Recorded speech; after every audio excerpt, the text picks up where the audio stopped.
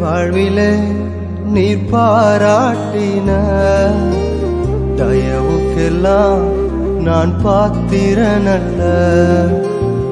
இதுவரையில் நீர் தாங்கினதற்கு எவ்வளவும் நான் தகுதியும் இல்லை. என் வாழ்விலே நீர் பாராட்டின தயவுக்கெல்லாம் நான் பாத்திரனல்ல. இதுவரையில் நீர் தாங்கினதற்கு எவ்வளவும் நான் தகுதியும்